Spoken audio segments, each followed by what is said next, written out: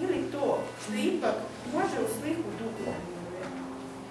Ne znam da li je veća smelost i snaga veća dok provocira sudbinu namirujući miru ili dok sedi i nogama satima slika.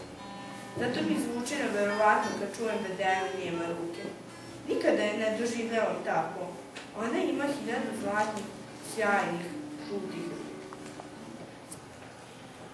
Šta je još osobina projektne nastave?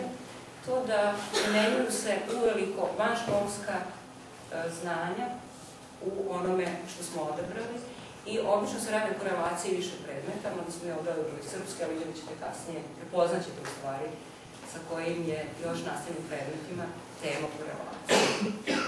Problem se definiše na početku i na osnovu problema koje obično učenici biraju, mada ovaj put oni nisu mnogo birali, uglavnom što prvi put rade, verovatno bi pripreme za taj izbor teme bile duge, zato nismo imali vremena, nismo imali osnovno iskustvo.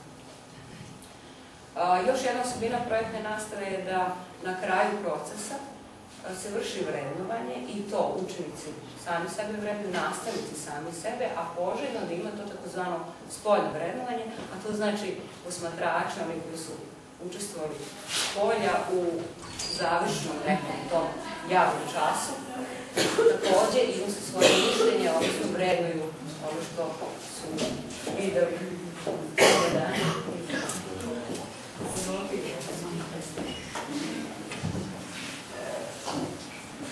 Ja vam neću govoriti o cilju koji smo postavili, nije o problemu, to ćete videti. Samo bih zamolila sada učiteljicu Draganu i Branku koji su radile sa učenicama mlađeg razreda, a učiteljica Branka... Mislim da je osnovna stvar u projektnoj nastavi i u uopšte rezultatima koji smo postigli to što je cilj bio vrlo jasno definisan i što su učenici bili motivisani da rade. Naime, pre početka rada na časovima organizovali smo ankete, spodavili u stvari ankete, šta je to talent i kako, odnosno šta je potrebno uraditi da bi se talent razvijao, pa tek tada učenici su bili upoznati da idemo u posetu našoj drugarici, Deni Bačko. Učenici iz mog odeljenja nisu uglavnom poznavali Dejanu, nekoliko njih je znalo, uglavnom iz vrtića, ali pošto nismo u istoj smeni, nisu je poznavali, još manje su poznavali njen rad i njeno stvaralaštvo. Tako da su oni bili impresionirani posetom Mačejevu i Dejanom, toliko impresionirani da oni Dejanu oslovljavaju sa vi. I nego sa vi. Nakon posete, kada smo krenuli ući, oni su već tada meni rekli učenici, mi ćemo da pišemo Dejani, ne znajući da ćemo mi to u stvari raditi na časovima koji su nam prethodili, odnosno koji su bili ispred nas.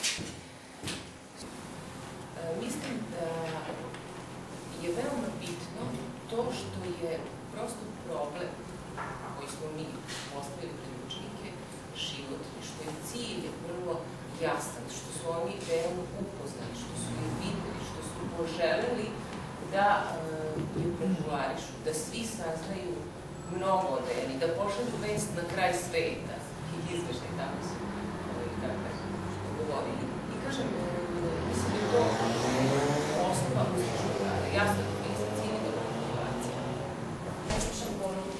Komunikacija može biti usmena, govor, pismena, štampni faks i elektronska. Elektronska može biti elektronska usmena, radio i telefon, da čujemo glas, elektronska audiovizualna, to su film i TV, elektronska sveobuhvatna, to su računari.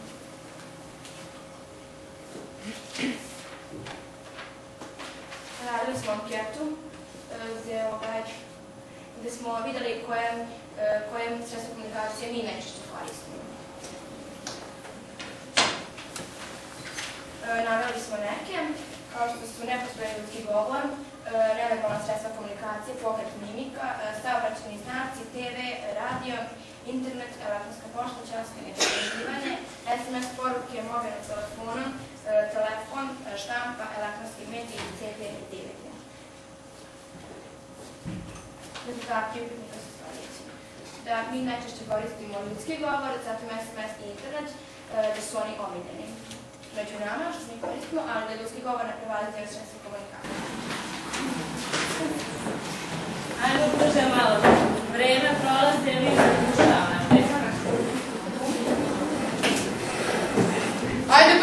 čekaj, nemamo vremena. Brže, brže.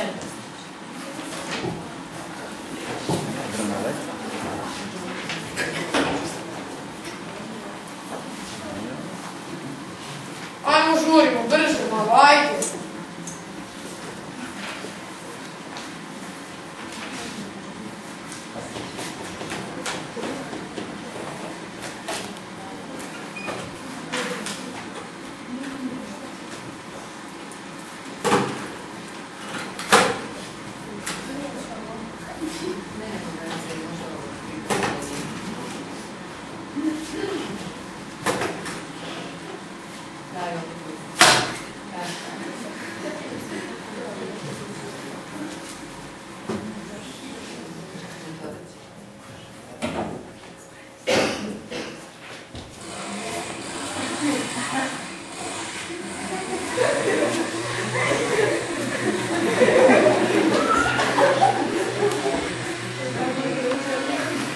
Evo ga, tom specijalno izdanje, pogledajte, gledajte. Evo, izvolite.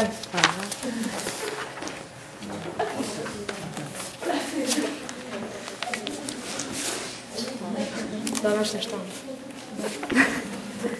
Hvala.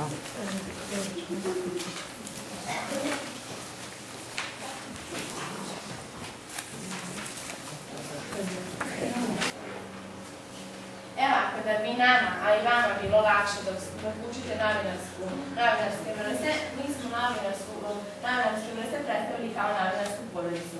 Najmanju sestru poredili smo sa vešću. Ona je razvaznala, piti i dala odgovore samo na 5 pitanja, a to su...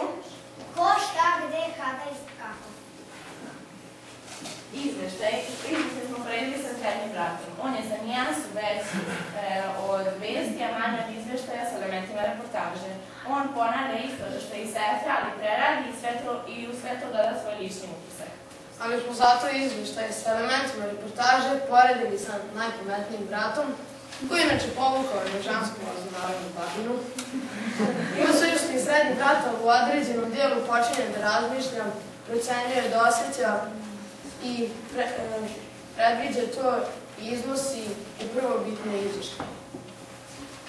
Intervju smo poredili sa početkom, on mora sve da zna, sve da vidi, postavlja 1000 pitanje i traži da razdeluje. Onda tato smo poredili sa novinarskim člankom.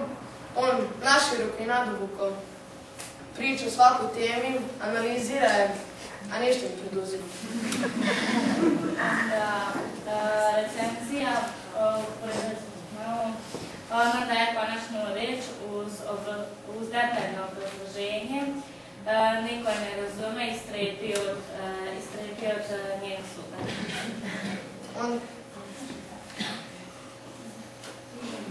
Onda dedu smo poredili sa Filtonom. On priča uvek iste praistorijske priče koje su dosadne, naravno, a priča ih o nastavcima, niko ne zna gde je stao osim njega. I na kraju reportaže smo poredili sa babom. Baba, ona je puna zanimljivih priča sa slikama iz svog života, ona kad stavi nauku da sve bolje vidi, pa počne da detaljiše. Nije dosadna, ali traži vreme i pažnju. Mi smo ovde najstariji tim, s obzirom da su prva književna dela nastala mnogo ranije nego mediji i novine. Mi smo se puno trudili, stvarali i pisali da bi opravdali naziv našeg tima, tako da smo se mi odlučili za tradicionalan naziv, za tradicionalnu prezentaciju, odnosno našu prezentaciju ćemo koristiti samo govor, pisan jezik i papir. Tako da je jedina slika koju ćete vidjeti tokom naše prezentacije upravo naša. Naš zadatak bio je da proučimo i detaljno istražimo naučno-popularne vrste, njihovo značenje i njihove osobine, da bismo to znanje kasnije mogli iskoristiti, ali prije svega morali smo istražiti način i posluženice naučno-popularne. Svi znamo da riječ naučno, a i sama nauka, predstavlja nešto što je stvarno i realno. Nešto što se stvarno dogodilo i što je puno podataka o vremenu, ljudima, određenim problemima i događajima. A popularno je kada se nešto mnogo čita, traži i za šta većina ljudi zna. Popularno može imati umetničko značenje jer sa svojim umetničkim karakteristikama u stvari postiže popularnost. tamo krajeva kroz koje prolazi. Elementi naučnog u njima su realan opis viđenog, a umetnički je književno-umetnički stil i emotivnost. Ja nisam imala puno prilika da putujem kroz druge zemlje, ali čitajući pisma iz Italije od Ljubomira Nenadovića osjetila sam prirodnu lepotu neapoljske zore.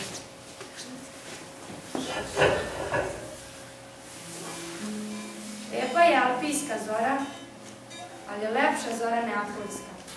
Ja neću kušati da je opišem, jer ona je puna neopisanog čara i nežnosti. Ona je puna poezije i ljubavi. Putniku kad je gleda, čini se da mu se ona umiljava. Čini mu se da se to lijepo sunce samo njemu rađa.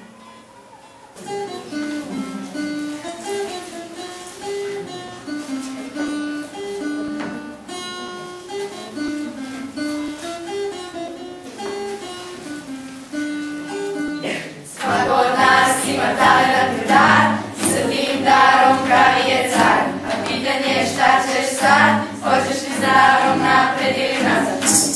Napred ili nazad? Napred ili nazad? Koliko puta čuli smo svi, mali su mali, zaboravi njih.